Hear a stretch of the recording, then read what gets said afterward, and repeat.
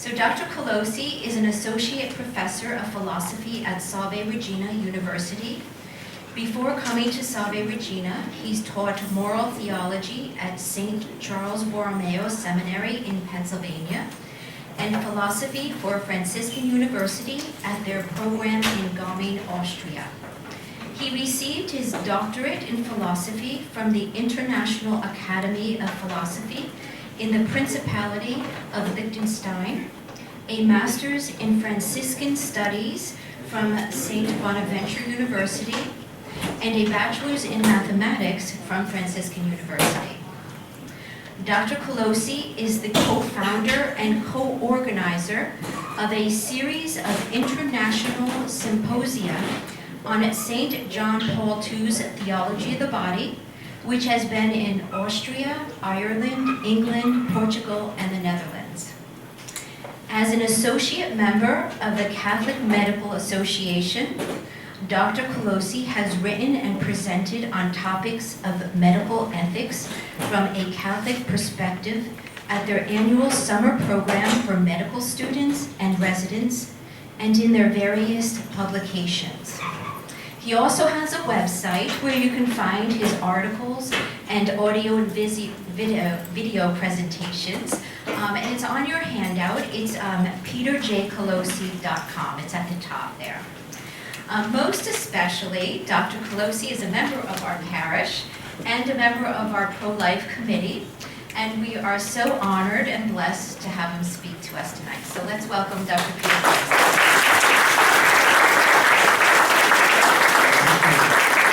All right, thank you for the introduction. Thank you for coming. It's nice to be at a place where there's so many familiar faces from Mass every day. So Father Tyone asked me to talk for about 40 or 45 minutes at most and then leave 15 or 20 minutes for a Q&A. So I'll try to stick to that. And there's a handout you all have on your chairs. I think Teresa's going to make some more, which I'll get to a little bit later in the talk. And hopefully you can all see the screens up here. Okay, so one of the reasons for the handout is because some of the pictures I want to show are lithographs later, and they're hard to see up here, so you have them there also. Let's start with a prayer. I'm going to pray the Holy Spirit prayer. If you know it, pray along, and then a Hail Mary. In the name of the Father, Son, and Holy Spirit, amen. Come, Holy Spirit, fill the hearts of your faithful, and kindle in them the fire of your love. Send forth your Spirit, and we shall be created, and thou shalt renew the face of the earth. Amen. Hail Mary, full of grace, the Lord is with thee. Blessed art thou among women, and blessed is the fruit of thy womb, Jesus. Holy Mary, Mother of God, pray for us sinners, now and at the hour of our death. Amen. Saints Peter and Paul, pray for us. In the name of the Father, Son, and Holy Spirit. Thank you. Okay. So the talk is called A Catholic Understanding of Compassion, Suffering, and Death, and the Current Euthanasia, PAS means Physician-Assisted Suicide Debate. And I have three main points that I want to cover. So one will be basic church teaching on physician-assisted suicide. One will be a few things about the Rhode Island bill that's at the State House now because it's not yet legal in Rhode Island. And then I want to also paint a picture of what we could call the beautiful understanding of a Catholic approach to death and dying, which has, I would say, been lost. It used to be a richer part of Catholic tradition. And at one point before beginning the actual slides, Pope John Paul II wrote a beautiful document called Salve Dolores on the meaning of Christian suffering. And Pope Benedict added to that, and Pope Francis added to that. And one of the things that all these popes say, it's so human. To put it in a funny way, just because we're Christians, we don't get a pass on confusion about why they're suffering. It's a mystery to everybody, whether you have faith or not. And it's a deep mystery. And here's just one passage from Pope Benedict's encyclical, God is Love. He says, and that's not on your sheet. Often we cannot understand why God refrains from intervening. Yet, God does not prevent us from crying out like Jesus on the cross, my God, why have you forsaken me?" We should continue asking this question in prayerful dialogue before his face. Lord, holy and true, how long will it be? It is St. Augustine who gives us faith's answer to our sufferings. Si comprehendis non est Deus. If you understand him, he is not God. Our protest, so our why suffering, is not meant to challenge God or to suggest that error, weakness, or indifference can be found in God. For the believer, it is impossible to imagine that God is powerless or that perhaps he's asleep. Instead, our crying out is, as it was for Jesus on the cross, the deepest and most radical way of affirming our faith in his sovereign power. And then here's a striking line. Even in their bewilderment and failure to understand the world around them, Christians continue to believe in the goodness and loving kindness of God. Immersed like everyone else in the dramatic complexity of historical events, Christians remain unshakably certain that God is our Father and loves us, even when his silence remains incomprehensible. So that's Benedict. It's quite a beautiful passage. So the mystery of suffering is something that we all struggle with, and struggling with it is an act of faith. That's what Pope Benedict meant. Okay. I just wanted to begin with that sort of deep reflection. So Mother Teresa of Calcutta has this beautiful quote, "If we have no peace, it is because we have forgotten that we belong to one another." So God is a Trinity, and he made us such that we depend on and need each other. He set it up this way. And we're all vulnerable, not just the sick or the dying. All of us actually are vulnerable in many ways, and we need each other. It's actually beautiful. God made it that way. You could even say God is not enough for a person. We need to be loved by each other too, and that's how God made it. Okay. We need to remember that according to Mother Teresa, or else we will have no peace. Okay, so, my 3 points that I mentioned: Catholic teaching, basic teaching on euthanasia according to the Catholic Church, some things about the Rhode Island Bill, and then this beautiful understanding of suffering from a Catholic perspective. I'm going to be going back and forth between all three, so by the end, it'll sort of all hold together, hopefully. So, the Rhode Island Bill. It's called the Lila Manfield Sapinsley Compassionate Care Act. And she was a woman who died in her 90s, and she was a representative at the State House. And she was working on a bill to make physician-assisted suicide legal in Rhode Island when she died. And that's why it's named after her. And it was introduced again in 2021. It never passes here, but it's getting closer. And the bill would make it legal for doctors to prescribe a lethal dose of medicine to some patients who will use it to kill themselves at home. That's what this bill does, if it became legal. Okay.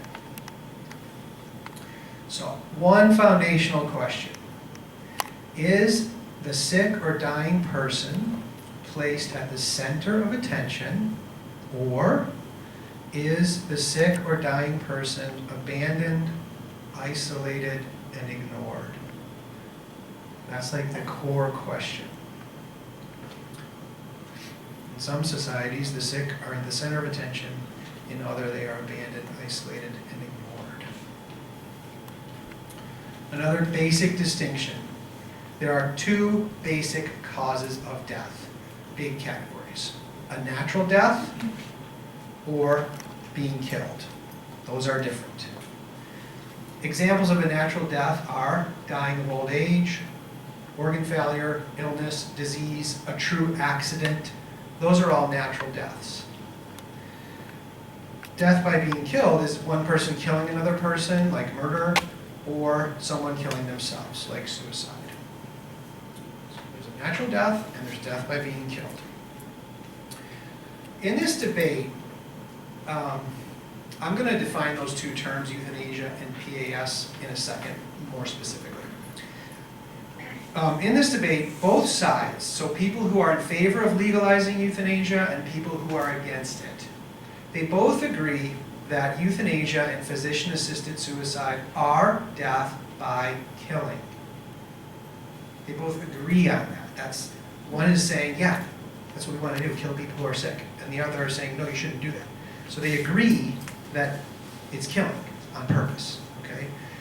So now I'll define these terms a little bit. So euthanasia, like by etymologically, the word euthanasia, that EU in Greek means good, and this rest of the word is related to the Greek word for death. So the real meaning of the word euthanasia is good death. Unfortunately now, it's been taken over to mean killing someone to end their suffering, okay? And the difference between euthanasia and physician-assisted suicide is that, for example, whenever they legalize this in European countries, they always legalize it by making it so that the doctor is the one who injects the lethal dose into the patient. So the doctor kills the patient. That's like the narrow definition of euthanasia. Physician-assisted suicide is the way we legalize it in America. So in America, the doctor does not, in the 7 or so states where it's legal, the doctor doesn't kill the patient. The doctor writes a prescription for a lethal dose of medication that the patient picks up and brings home and has to take it themselves. I've often wondered, I need to research more why that is. I think it's probably because we're more addicted to suing people in America, and it's just safer for doctors. All right. And then killing. So the reason I put killing there is because sometimes I give this talk to audiences, or a talk like this one, that have people in it who disagree with. Like I don't always only talk about this to Catholic groups. And one thing that people often object is, I don't like it when you say the word killing, they tell me. And on the one hand, I can agree with them to a point because the word kill is connected to the word murder, and the family members, they're probably confused, sad that their loved one is in such pain, and they're participating in this because it's legal in their state. They're not trying to murder their relative, okay? So I agree with that. But I do like to use English like as it's meant, and it is killing. I mean, what you're doing is taking medication on purpose to make yourself be dead. Okay, those words homicide, genocide, suicide, that side at the end, CID, it's from Latin word uccidere, which means to kill. So that's what it is. Okay, so the disagreement is that, so they both sides agree this is killing. The pro-life side says all death of the two kinds of death that we have should be natural death. No one should ever kill somebody. The pro-euthanasia, or we could call them the pro-choice side, because most of them are in favor of voluntary euthanasia, but not all. Some are in favor of non-voluntary euthanasia. But they say sometimes killing is okay, even morally obligatory. Okay, so that's the disagreement between the two. All right, you've probably heard of Hippocrates, the famous doctor from 500 BC who wrote the Hippocratic Oath. And I took some of it out. I normally talk about the Hippocratic Oath a little bit longer. But in the whole, which is an oath that doctors take on their graduation day. And it's been going on since 500 BC, although since about 1964 now it's been changed. But this is the line in the original Hippocratic Oath that deals with euthanasia. So Hippocrates made it so that doctors take a vow when they do this oath, and they say, I will never give a deadly drug to anybody who asks for it. So he says, I vow I will never do euthanasia on your graduation day. And then this surprising part, nor will I make a suggestion to this effect.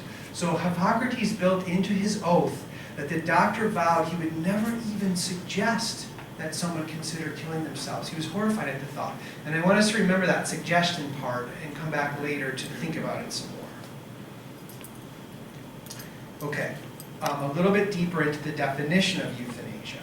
So, euthanasia is an act or omission which of itself or by intention causes death in order that suffering may be eliminated. Sort of what I've already said, except action and omission now is going to be a new distinction, which is going to be on the next slide.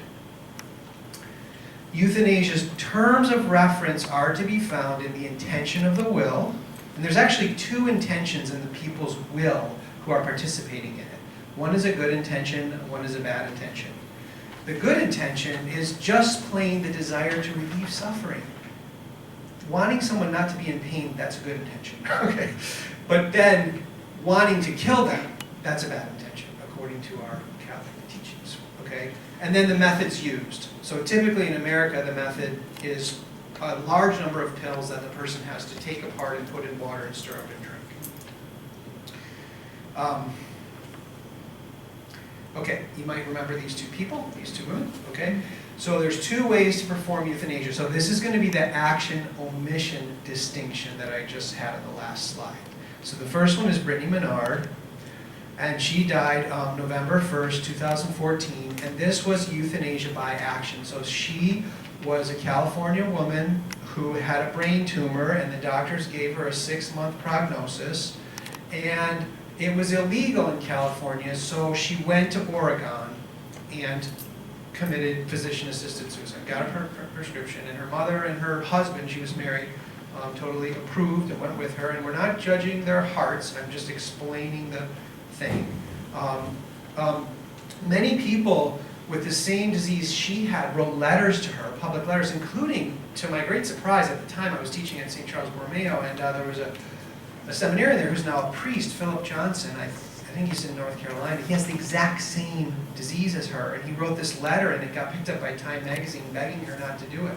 And he's still going strong. He's a priest. So okay. And then Terry Schiavo, that one was euthanasia by omission.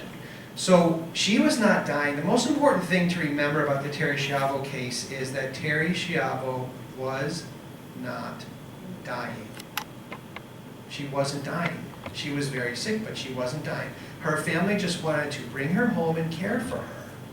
And then the whole thing with the judge, and I won't go through all of it, but it was really quite horrific. What they did, so she needed help being fed. And the judge said, stop giving her help being fed. So she died of starvation and dehydration, and it was gruesome, and it lasted a couple weeks, and the mother was so screaming they had to take her out of the room.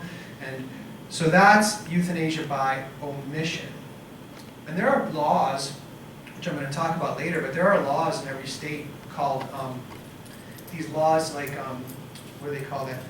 There's a duty to aid, If somebody is in grave physical danger and you could help them easily and you don't, that's actually a crime. Okay. I'm going to come back to that later because it relates to the Rhode Island bill. Now here's another interesting distinction you might not be familiar with, and I actually needed to learn more about this to make some points. So there's actually 3 positions on euthanasia, not just 2. So one is the Catholic pro-life one, which I'm mostly talking about tonight. Then there's a pro-euthanasia, pro-choice one, which I know very many of their arguments, and we'll bring some up tonight, and we can talk about them if you want in the Q&A too. But then there's a view called the vitalist view. And many people wrongly equate the Catholic view and the vitalist view. The word vitalist comes from the word for life. And the vitalist view is not the same as the Catholic view. So I'm going to make a couple more distinctions and then show you why those two aren't the same. To make it maybe briefly right now, the vitalist view is the view that says you have to keep doing all possible treatment no matter what. It's almost like they think they can beat death. That's not the Catholic approach. We don't have to do all treatment, and I will explain. Okay. So in order to get the distinction, especially to see the difference between over-treatment vitalist and Catholic, you have to make this fundamental distinction between what's called extraordinary treatment, or sometimes it's called proportionality in treatment, and ordinary care.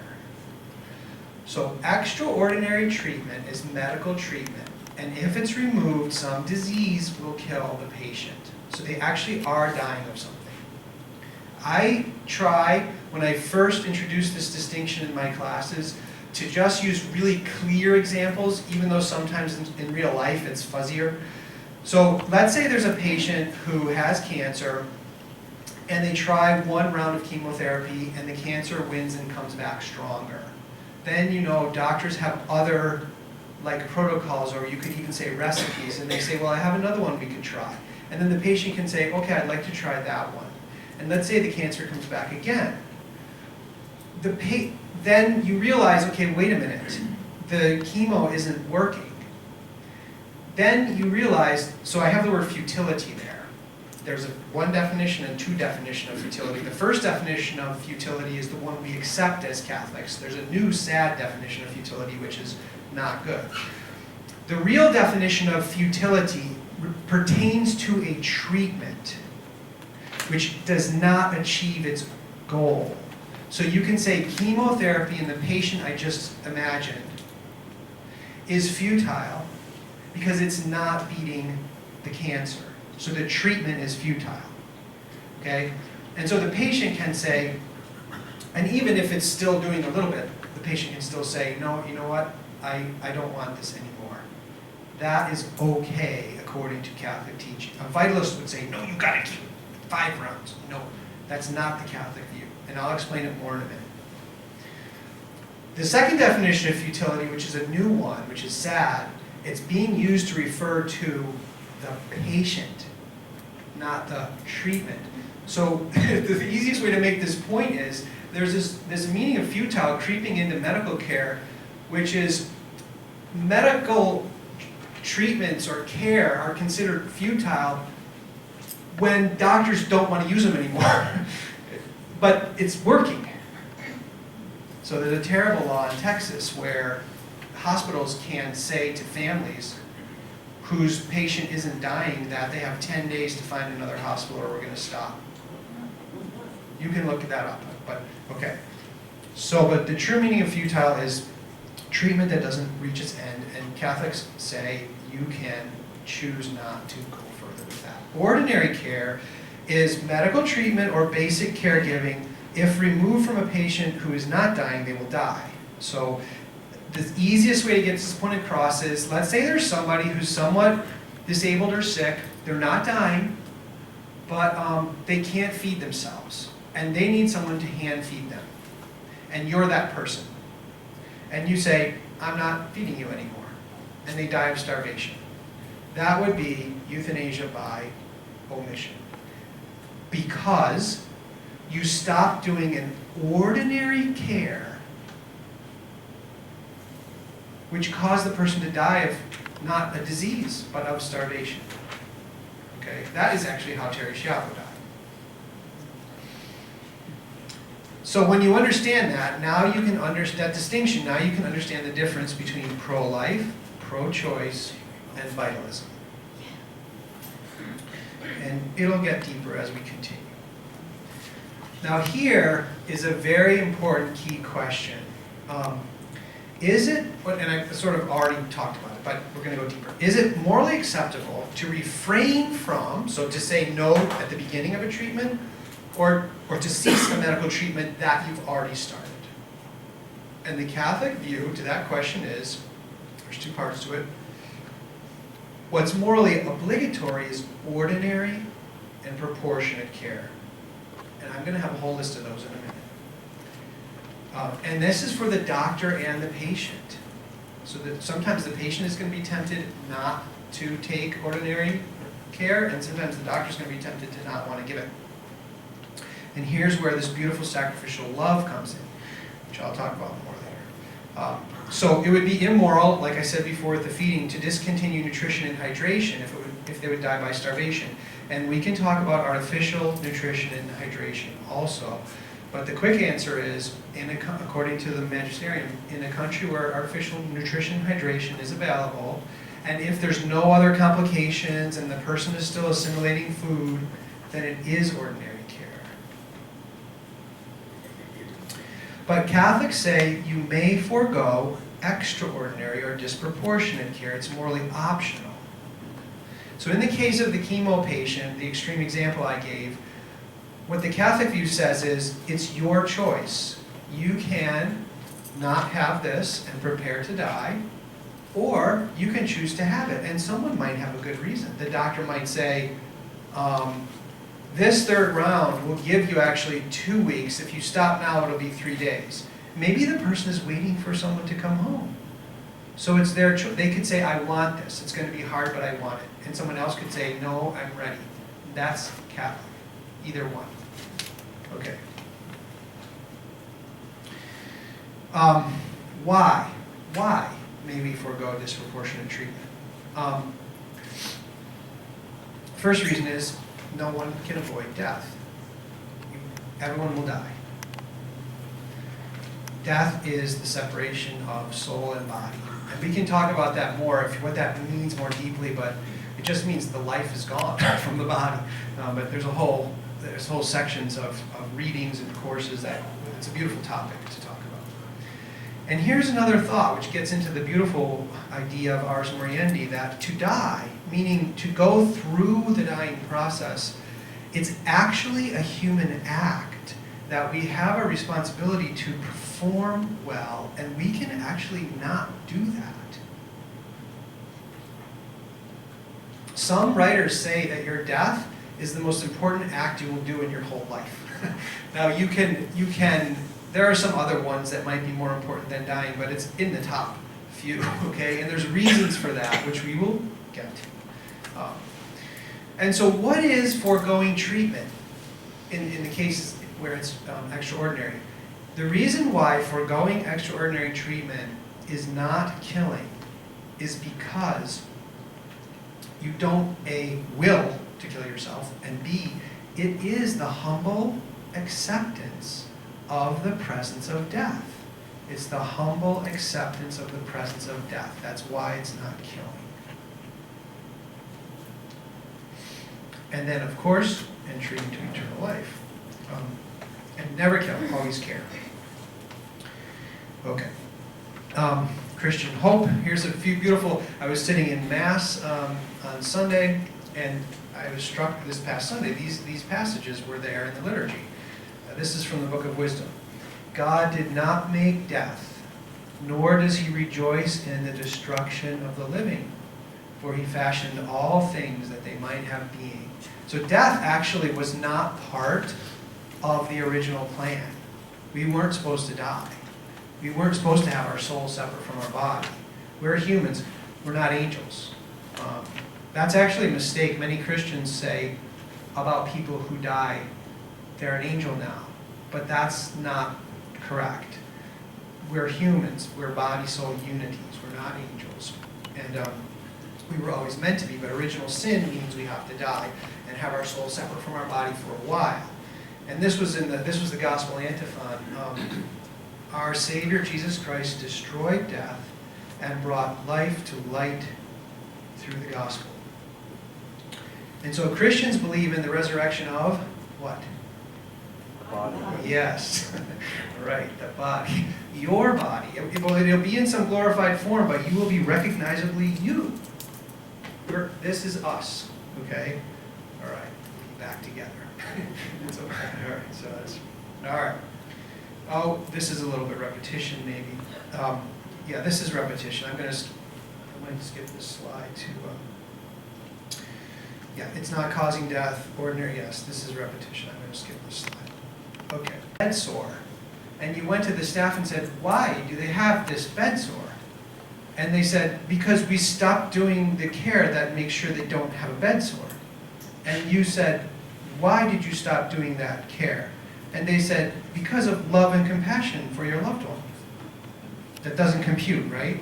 So not giving ordinary care can't be loving. That's the core point. It has to be the opposite of love. Appropriate rehabilitative care, all these things show that you're still loving and caring for the person. Monitoring signs of recovery, blood transfusions, that one, some religions are against that. Some countries can't do that. There can be some difficulties with it where it would be in the category of extraordinary. Antibiotics, this is one, because if you have, so I have antibiotics and insulin there. If you have someone who's suffering from a disease and they have a secondary infection that antibiotics could give some relief to, or if they're a diabetic with a disease, this actually happened. A student told me when I was teaching this once that their elderly relative needed an insulin shot, and the caregiver said to the family, should we just skip that? And the family was horrified, and they said, what? It's like $3 for an insulin shot, and because it would give them some comfort. And so I can't judge, again, the mind or the heart of that particular caregiver, but the concept that I got from what the student was telling me was the family had the feeling that the caregiver was trying to throw in factors to make the person die sooner. Whereas giving the insulin shot would have been as comfort, okay? And that would have been ordinary care. So they said, yes, do that. Antibiotics can sometimes cause problems, exacerbate the primary pathology, and so sometimes they would be not indicated. But, all right. Some forms and cases of assisted breathing are just ordinary care, like a basic trach. If you take that out, someone's going to die of suffocation. But most important is relating attention and affection and so forth. I'm going to skip that story. Okay. So the Rhode Island Bill, that's the name of it. Whenever a bill is introduced into a new place where it's never been legal to do physician-assisted suicide, which they call in the bill now medical aid in dying. They don't want to use the word suicide anymore. There's a lot of interesting language things in the bill. They always load it up the first time with tons of restrictions that you have to meet before you can get the prescription. So these are some of the ones in the Rhode Island bill. The patient has to be 18 and cognitively able to make healthcare decisions. The patient has to be diagnosed with a terminal disease with a 6-month prognosis, which most doctors will say can't predict. They have to have 2 verbal requests to their doctor 15 days apart for the lethal prescription. Then 1 written request signed by witnesses. A second doctor has to confirm all this or require a psych eval of the patient. The prescribing doctor has to confirm that there's no coercion going on and has to tell the patient about all other options besides physician-assisted suicide. The prescribing doctor also has to offer an opportunity to withdraw the request to the patient, and the patient has to be able to physically take the medication. So if anyone else administers it to the patient at home, that remains illegal. So you have to do, and there's more than just those. So every single one of those has to be met, and the doctor has to make a record that all those were met and store the record before the prescription is allowed to be given to the patient, okay? So try to imagine all these like a box around the person. You gotta be in the box. You gotta meet every single one. If your arm's out, if you didn't meet one, sorry, you don't get the prescription.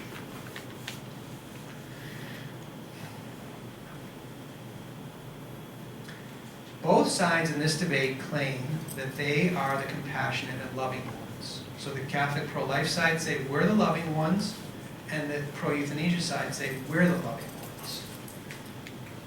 But they draw opposite conclusions. And so, who is right? Obviously, I'm saying that doing physician-assisted suicide is the opposite of love, and that's what the popes say. So, this also would be a longer discussion, but one way to help get going on it is think about what are the opposites to love. So the most obvious opposite to love is hate. I don't think the people who are participating in this hate their loved one. I think they're sad that they're in pain. A second opposite to love, different from hate, is using somebody. Like using someone for their money or for some sexual thing and then just throwing them away.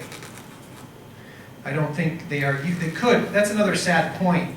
If you start reading the literature about this, there's this term called elder abuse where family, the medication's at home. Nobody knows what's going on once it's at home. And so there can be coercion going on. They could put it in their drink without them knowing. All sorts of horrible things could be happening. So it could be hatred and use, getting the inheritance sooner, things like this it's a temptation, okay?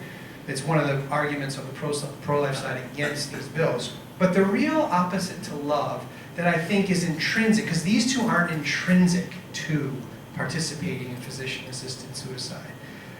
is abandonment, which is a different opposite to love than hatred and use. Ignoring someone, being indifferent to someone. We often have an interesting discussion in the classroom about which is worse. Like, they're all horrible, but if someone is in your life who's supposed to love you, it's a silly question in a way, but would you rather have them hate you or completely ignore you? And most people will say, hate me, at least they're paying attention to me, at least I can work with that, But it's so hard when someone just completely doesn't acknowledge your existence, okay?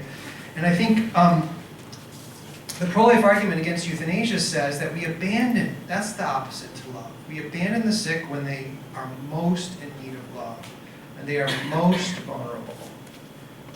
And the sick person feels that abandonment, and that's why they request to be killed.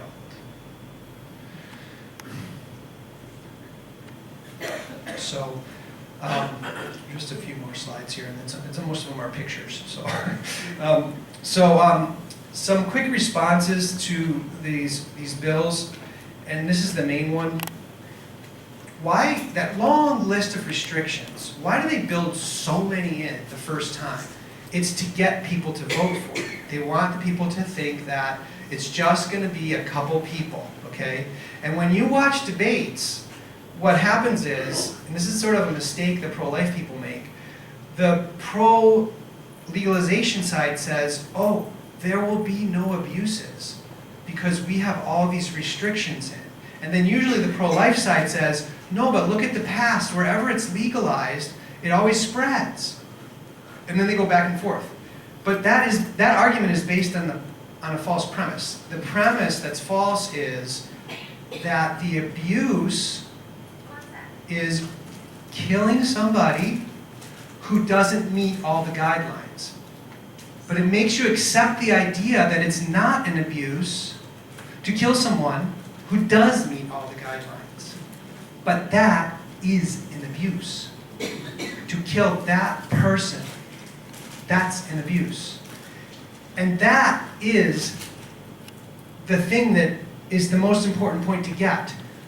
When you're in a place where euthanasia is illegal, and you make it legal, no matter how many restrictions are in it, you have done the most drastic 180 you could possibly have done. Namely, you went from saying doctors in our state will never use their medical training to kill, to doctors in our state, and they'd be the best at it because of their knowledge, will use their medical training to kill. And the trick is, they get the public to believe, oh, it's just going to be one or two people. But what they want is the 180. And that's the reason why the laws always spread. Because once you've accepted medicine and society will kill the sick, even if it's just one or two sick, the restrictions can't hold. Someone's going to come in and say, this isn't fair. I'm only not meeting one. And that one's going to go away and away and away. And that's the reason why it goes away. Because you did the 180. Okay? That's why. And this is why I think you can go back also. This is a separate point, but it's related. When Hippocrates said, I will never even suggest it. What was he seeing there? These laws, they are one big suggestion of all of us, the whole society, especially the healthy, to the sick, that they might consider killing themselves. That's what the laws are. It's a suggestion, which Hippocrates was horrified at. And that suggestion is coercive. I'm going off on a little bit of a tangent, but the pro-legalization side says, we make people more free because they have more choices. They can pick to kill themselves or not. But if you think about it more, you're less free, not more free, when euthanasia is legal in your state. Less free. Because if it's not legal, and you know my state is going to care for me until I die a natural death, those little thoughts won't come into your mind. Like, maybe I'm a burden. maybe I'm taking up resources. Maybe they want me to take the drugs. The suggestion is necessarily coercive, and coercion violates freedom. Does that make sense? Okay. So I said this point already. I said all of these points. Yes. I said all those points. Okay. Another clarification that sometimes gets confused in the debates is when death is near, sometimes it's hard to figure out in an actual real life situation if this or that treatment is extraordinary or ordinary. Okay? In those cases, well, intention is not difficult to discern. If someone's saying, I want him dead, that's bad intention, okay? And another thing I like to distinguish, which can be confused, if someone you love is in a lot of pain, and then they die, and if after that, and maybe many of us have had this experience, one of the feelings you have is relief that they're not in pain anymore. That is a good feeling. That's not wishing to kill them. You can be happy that they're not in pain. That's okay. That's good. And heaven is going to be that. All right. So, but anyways, in these situations, what you do is you pray. You talk to your priest. You talk to your family. Nobody has the intention to kill the person. You're doing your best, and you just got to make a decision at one point and say, okay, maybe this one's extraordinary. I think we can remove it now. And you pray and you trust and you act. Okay? That's a beautiful and difficult situation that every family goes through with their loved ones. The point I want to make is these bills and these laws are not about that situation that I just described. They're about killing people. They are about legalizing ingesting poison or starving people to death. Now, someone might do it when someone's that sick, but I want to get that point across that those are two totally different things. We're trying our best to love this person into a natural death. Some parts are tricky. We're doing our best. That's totally different than let's kill them with an overdose. That's what the laws are trying to do. Okay, the pictures, and then we'll be done. And then we can do Q&A. So this is, so you might, that picture there on the left, of the sick person in the bed, you might, those are, the pictures on the handout are coming up in a minute. That, believe it or not, is by Pablo Picasso. So he had a realistic period before, and it's called Science and Faith, I believe. And what's so beautiful about it is that the sick person, I think it's a woman, her face is facing towards the nun and the child who represent religion and family. And the doctor's still there, checking the pulse, but medicine is sort of over now. It's time to prepare for death. And then the one on the right is by Gian Lorenzo Bernini. It's in St. Peter's Basilica. It's a close-up. I have a bigger picture in a minute. It's death with marble. It's marble. He made marble look like a blanket. And he's holding an hourglass, meaning death is coming, but the blanket is covering death's face because you never know when death is coming. And this phrase, memento mori, it means remember your death. And then ars moriendi means the art of dying. So these two things, memento mori and ars moriendi, were, and there's a great big body of literature about them, were very rich aspects of Catholic life that we have forgotten.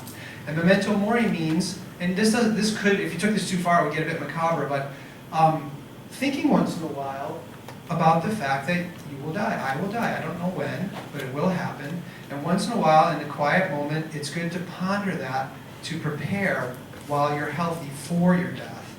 And then ars moriendi is, you'll see in a minute. So that's that tomb.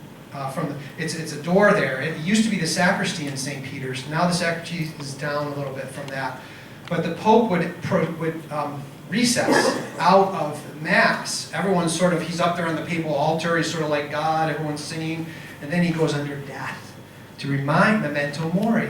Yes, you're the Pope, but you're going to die like the rest of us. So be holy. That's why they put that over the sacristy door. All right? It's, okay. That's what, for his soul. For his soul. Popes can sin. So, all right. Why is death a human act? If you ask people today how they want to die, what do they say? In your sleep. Do you know, in your sleep, yes. Do you know that there used to be a prayer that Catholics prayed regularly? O Lord, deliver me from a sudden death. People used to pray for the exact opposite of what everybody wants today. And that is because they understood Memento Mori and Ars Moriendi. They understood that going through your dying process was very important, and things happen during that time, which are the most important things often in someone's whole life. And euthanasia just cuts that off. And so does terminal sedation when it's not necessary. You might make the most sincere confession you've ever made in your life during your dying process. You will speak things to people you love that you've been afraid to say your whole life. There's both earthly redemption and people who aren't even, obviously, this happens to everybody. People who aren't Christians reconcile when they're dying. It's very beautiful. And then there's also supernatural redemption. We can participate, like St. Paul said, I make up in my body for what was lacking in the suffering of Christ. He didn't mean Christ's suffering was missing something. He meant Christ makes it possible for us really to participate in redemptive suffering. We can. It's mysterious how it works. I don't know how, but we can. And so there's redemptive suffering that we can offer up in our own suffering. You might think about your life more than you ever did before, speak to younger relatives, and so on. So physician-assisted suicide just eliminates this all. Catholics are in favor, by the way, of pain relief, okay, palliative care. We can talk about that distinction because I think I'm going a little long in a minute. So these are the ones on the sheet. This is really beautiful. So on the sheet with the quotes first. So in the 14th century, there was the Black Death. And all these people were dying, including all the priests. And there developed a method of prayer to prepare people for death who might not have had a priest. And it included images in prayer books that people would look at and meditate on. And these are just a few of them. So on the left, you see up on top, it would say temptation, impatience. So you see the guy in his bed, and he's really sick, and his face, he's all mad, and he kicked over his food, and the nurse is all full of consternation, and the devils are under his bed, probably kicking his bed, making him more impatient. And so you look at that, and you're like, okay, when I'm sick, this is what people would do. When I'm sick, I'm going to be tempted, like this guy in this picture, to impatience. And then they would look at the other picture and see a patient person surrounded by the angels and the saints in heaven calling him forth, and he feels patient now. So they would look at that and be ready for the impatience that's going to hit them. The next one's even more poignant. Turn it over. The two on the top. The two on the top. So the temptation. So these were particular temptations that strike people when they're dying. Okay.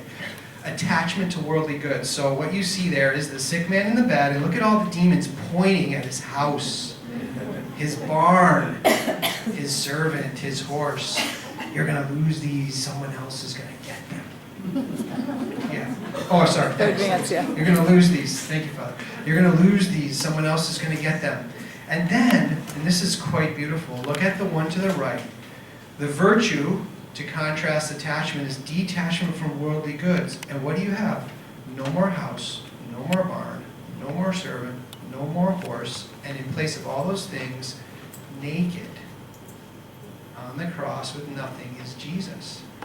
And the man saying, you did this, I can do it. You did this, I can do it. And then, so it's powerful, isn't it? Okay. So then, there's more, but I just picked two. Then the last one, after the people look at all the pictures of the different sins they're going to be tempted to, the last one is the hour of death, the happy death. Now you have to, I got to fix this, thanks Father. If you look really closely by the sick person who's now dead, his mouth, you can see an angel pulling a little body out of his mouth, which represents His soul, yes. And so his soul has been saved because he practiced the Ars Moriendi. And the devils down in the bottom, they're all mad. They lost another soul who practiced the Ars Moriendi. Okay? So this was like a normal part of Catholic life. Okay, and now, if you look, turn that over again, and that quote from Pope Benedict, he says, "Going beyond exterior appearances, I perceive in others an interior desire for a sign of love, of concern. This I can offer them not only through the organizations and technical medical training, which are important, intended for such purposes, but seeing with the eyes of Christ, I can give to others much more than their outward necessities. I can give them the look of love which they crave." So if you think back to the first slide, when we asked the question, is the sick person at the center of attention or are they isolated? Here is a picture from a 15th century prayer book. And these pictures were also common in the Middle Ages.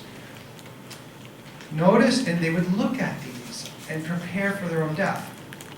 Notice that the sick man is in the geographical center of the painting to make this point. And then, now some of these things you have to guess at a little bit, but the two women, maybe they're his sisters or a cousin and a sister holding his hand and touching his head. And look at the two big cushy pillows representing comfort. Then you have the priest in the foreground, preparing this for him for the sacraments. Then the woman in black could either be a nun praying, or perhaps his wife already dressed in mourning praying.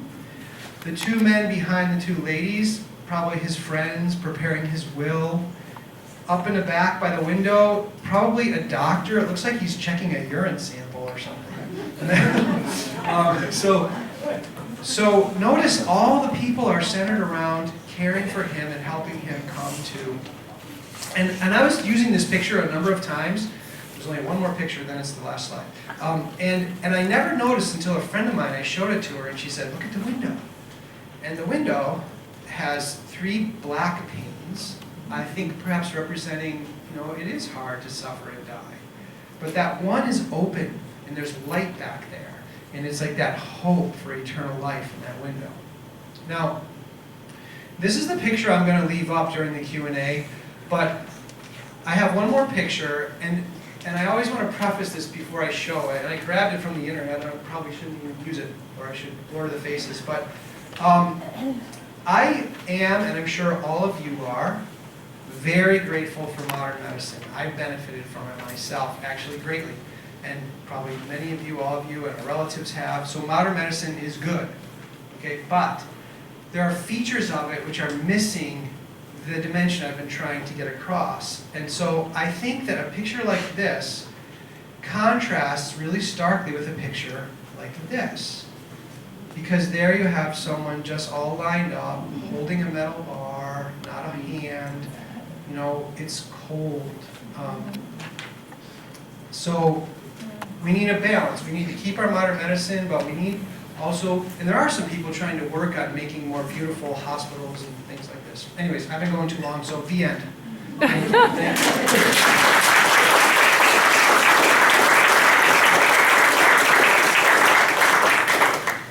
So we started a little after 7, so maybe we can do 10 minutes or so if you have any thoughts or questions.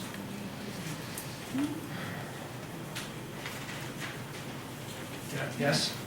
Just on the subject of declining medical health. Say someone needed several bypasses or something, and they were elderly and had other issues, and said, I want to live out the next few years comfortably rather than 8 months of recovery or whatever. How does the church do that? So she said, what if there's, and so one thing I want to preface this with is a talk like this and learning more deeply, which is something that would be great for all of us to do, about our faith and read these encyclicals and so forth, and like this book. This talk gives principles, but every single personal situation is unique. And the idea is for Catholics to know the principles of the Catholic pro-life view and then do their best to apply them in each situation. So in the story you just told, what would have to be checked would be, is this really extraordinary? So there are some cases, which Benedict calls in a very beautiful comment, which are difficult or sad situations where someone's going to be in a state like Terry Schiavo would have been for many, many years, but she wasn't dying. So that's when true love, sacrificial love is called for. But if it's a case where, and so it might last many years, and he says, it's so beautiful, I'm tempted to read it, but if it's a case of extraordinary treatment, then the answer would be, okay, no, this is okay, you don't have to do all that stuff, you're actually dying of something, and this is optional. So that, it's from what you described, it sounds like it would be that. But each case calls for prayer and love in the specific. Did you have a question a minute ago? Okay. I would like to know how morphine fits involved. Okay, so one time someone asked me about morphine and a fight broke out in the audience after the answer. So here's what I'll say, not being a clinician, but and I'll explain why the fight broke out. So the Catholic teaching on palliative care is that it's good, and it talks about it in the Catechism. We don't want people in excruciating pain, okay? And we have the ability now, way more than in the past, to relieve pain, okay? But there are two problems that arise in the case of palliative care. One is that some pain medications hasten death, and the other is some pain medications reduce dramatically consciousness. Okay? So Pius XII was asked once the question you just asked, and he said, I'll explain this part in a minute, that pain medications are acceptable to Catholics even if it will shorten death. So there's this shorten life. There's this principle called the principle of double effect, which I don't have to go through, but basically, if the person's in excruciating pain and they need a certain level of pain medication to reduce the pain to a bearable level, but you know that that will also have some other effect, like shortening their breathing or something, and they might die sooner, that is not euthanasia. Because your intention is to reduce the pain, and you're doing your best to keep it at a place where they could still be alive. And your intention isn't to kill them. Your intention is to, okay? When Pius was asked, he said, but there is this special case of pain medications which reduce consciousness. And you said you have to take extra careful thought there because of the slide I put up before. You need to be conscious to make your most best confession of your life. You need to be conscious to talk to your loved ones. So the reason why the fight broke out is because I said, and maybe you know, maybe you're a nurse or something, but I do think that it's overused now, to the point where people, morphine, don't remember all the things we talked about tonight. And so they think it's not important for someone to go through the dying process. And so they just over-sedate them, and in many cases starve them. And many people will say that's happening on a widespread scale in places even where euthanasia is illegal. So not making a comment on how bad that is, I would have to study it. That's the danger. And from this perspective that we just went through, we want to, yes, reduce pain, but also remember all this. Don't kill. Try to help people have a dying process that they can participate. So John Paul, when he was in the hospital after he got shot, he meditated about it. And he said, it's very important to remember to remain the subject of your illness. Not just think of yourself as an object being manipulated by doctors, but you have to live through your illness as a Christian. And if you knock people out with morphine too readily, they can't do it. But we are in favor of reducing pain. Okay. Yes? What about a situation where someone is on life support, and this happened to a friend of mine, her son got meningitis. He was 4 years old, and he was on life support. And she had to make the decision to shut him off. And it happened to another friend of mine. Her daughter was 22, and she had to make the decision. Right, so there you're, But they essentially, every machine that they were on was keeping them alive.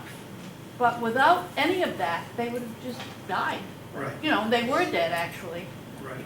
No, well, no, they weren't dead. No, because the machine was keeping them alive. Okay, that's another discussion which we can talk about. They're alive, they're not dead. They're gonna die when you take the machine off. But, so the quick answer to your question is, once again, like this question, I wasn't there, and I'm not the priest or the doctor or the family members, and so I don't know if that was a case of extraordinary, ordinary. But I'm gonna read this thing to you. It's not long. So Pope, just to give you the flip side of what you just asked me about. But I can't, if you would want me to say, yes, that was right, or no, that was wrong, that's impossible for me, because I wasn't in that situation. I'm just giving you the principles that we need to take into situations like that, and do our best to live according to. Okay? Now, Pope Benedict XVI, when he was Pope, in 2011, he did the, Pope, John Paul was going to do this and then it got canceled. So Benedict was the first Pope ever to go on a television talk show. And he sat at a table and he let people ask him questions. Now he did know the questions ahead of time. And they were very powerful questions. Like it was right after the Japanese tsunami, and a little 7-year-old Japanese girl asked him why all of her friends had to die in the tsunami. And she said, "You're the Pope and you're close to God. Can you tell me why?" And I don't actually remember his answer to that question, but that's what they were like. So an Italian woman said this to Pope Benedict that day. She said, "Your Holiness," her name was Maria Teresa, "Your Holiness, has the soul of my son Francesco, who has been in a vegetative coma since Easter Sunday 2009, left his body, seeing that he is no longer conscious, or is it still near him?" So she'd been caring for him for 2 years. And this is what Pope Benedict answered. "Certainly his soul is still present in his body. The situation perhaps is like that of a guitar whose strings have been broken and therefore can no longer play. The instrument of the body is fragile like that. It is vulnerable. And the soul cannot play, so to speak, but remains present. I am also sure that this hidden soul feels your love deep down, even if unable to understand the details, your words, etc. He feels the presence of love. Your presence, therefore, dear parents, dear mother, next to him for hours and hours every day, is the true act of a love of great value, because this presence enters into the depth of that hidden soul. Your act is also thus a witness of faith in God, of faith in man, of faith, let us say, of commitment to life, of respect for human life, even in the saddest of situations. I encourage you, therefore, to carry on, to know that you are giving a great service to humanity with this sign of faith, with this sign of respect for life, with this love for a wounded body and a suffering soul." So, what's beautiful about that quote is, he doesn't say, "No, it's murder." He expresses the Catholic ethos of the love that's going on in this situation. And that's what's beautiful. And the boy wasn't dying. Terry Shaba wasn't dying. In the story you told, I don't know if the person was dying or not. If they were dying, then you can remove. But it has to. That's the thing that I think we've lost. This rich Catholic ethos. We're just looking for quick yeses and nos.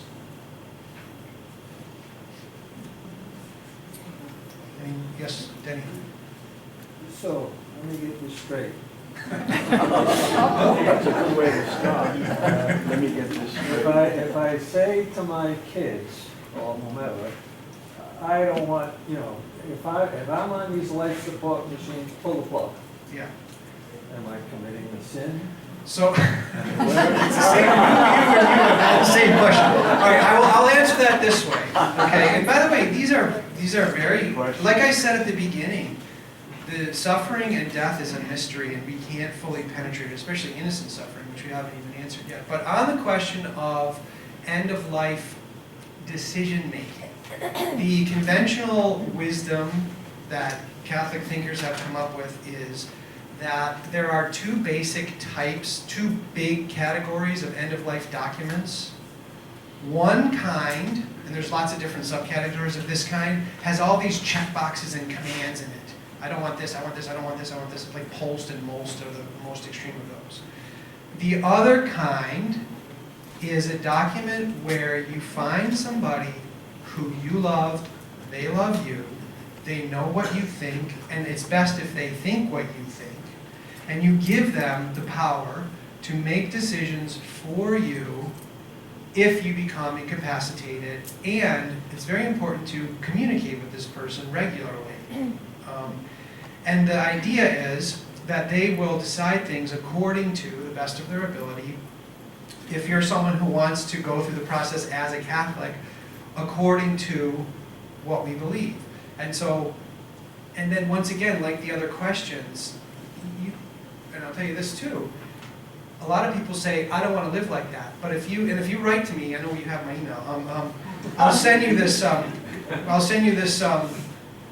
beautiful video that a friend of mine made about an 18-year-old boy who got hit by a car, and he lived. The doctors wanted to euthanize him, and his mother fought for him, and he's alive now, and he's married.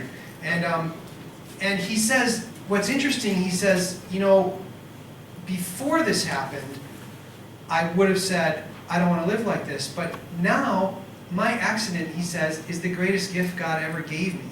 And he explains why in the video. So when you get sick, this is very common. That fight for wanting to live is very common. But once again, I wouldn't. Signing a thing like that says, take me off of everything if I'm on anything, is not, many people would say, not actually a nice thing to do to your family. It's better to find someone who loves you and give them that ability to think through it with the other family members. And yes, there's going to be fights between family members and so forth. But these blanket statements are not actually, they're more harmful than helpful. About a year and a half ago, they had this talk on euthanasia. And there was quite a few people there.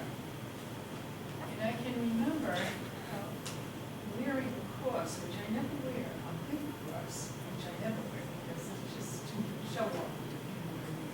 And that's not what I wore. I don't know what I wore. All I could think was the Holy Spirit just inspired me to do that. And while I was there was a woman who said, well, I gave my patient a shot, and he died. So I looked at her, and I said, he said, thou shalt not kill. Silence. Yeah, there's definitely a trend towards just accepting euthanasia. But, all right, maybe we'll do, okay. Okay, go ahead. How do you feel about hospice with somebody that has kidney stones and then is on morphine for pain? Is that what you were going to ask? That's my question. What are your thoughts on So hospice? the basic thing I would say about hospice is, it's great if it goes according to these principles. And if it goes in the euthanasia ethos, then it's not great.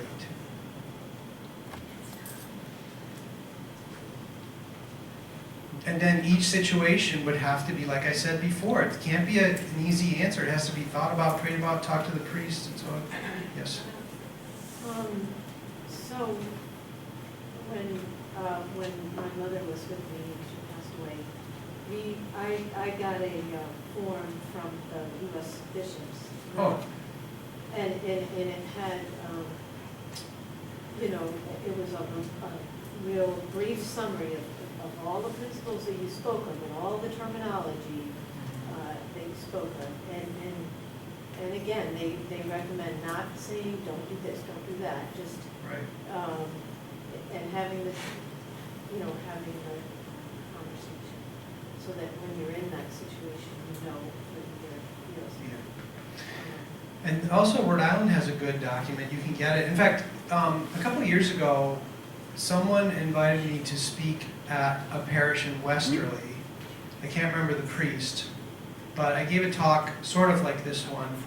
And then either 2 weeks after or 2 weeks before my talk, he invited all the people back and he got the proper form from the diocese, and he got, I think there was some lawyers there. It was a very nice parish event, and they could all fill it out according to these principles. And so that would be maybe a follow-up, you can tell Father Tyrone, to this. And then the other thing I would say, which you reminded me of, because you said you got that letter from the bishops or something. Well, one thing we need, and I do my best not to, it's hard, I'm sure, being a priest or a bishop, so I'm not trying to like bash them or anything, but I think we need more regular preaching from the pulpit about these themes, so that it's becomes a more natural aspect of our Catholic life like it used to be. Like, it wasn't just someone that sent you a letter and then you're like, oh, I gotta do this. It was part of your soul.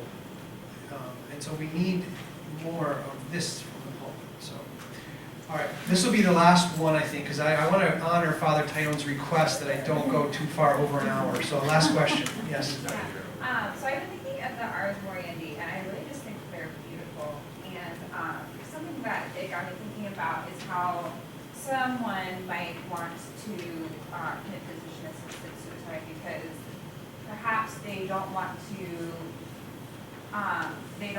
quote, like, live like that. Like, they don't want to be remembered living in like suffering or in a state that's not like quote unquote normal for them. That's like happy and like full of life. But so we're kind of talking about the Ars Moriendi as dying well, but I think we could also think about it as living well, like in that stage of life. And I'm curious to hear what are your thoughts of looking at it as actually living well. So just let me say back to you so I check if I understood you. So during the dying process, living well during that, so you're correcting, that's what I meant, but I thank you because I should say that. So I've been saying dying well, but what I really meant was what you said, living through the dying process well. So thank you for that terminological correction. Yes, that's what we can learn from meditating on the Passion or from hearing more from the pulpit on these, and practice memento mori to prepare for that, so we can live through it. And I remember you were telling me before the other thing. Do you want to tell them or about? Sure, Go ahead. I was discerning religious life for a really long time, and one of the religious communities that I discerned with, they were a Carmelite community of nuns who had a nursing home in their convent, and their apostolate was to prepare the elderly in their home to meet Jesus. And it was just so beautiful how they do that. Whenever someone was on their deathbed, the nuns would all like gather around the person and like pray with them, and they would like sing them into eternal life. Right. And it was just like, I like heard that, I was like, oh my gosh, that's amazing. Right. So thank you for sharing that. That's beautiful. That's the best image to end on. So thank you very much.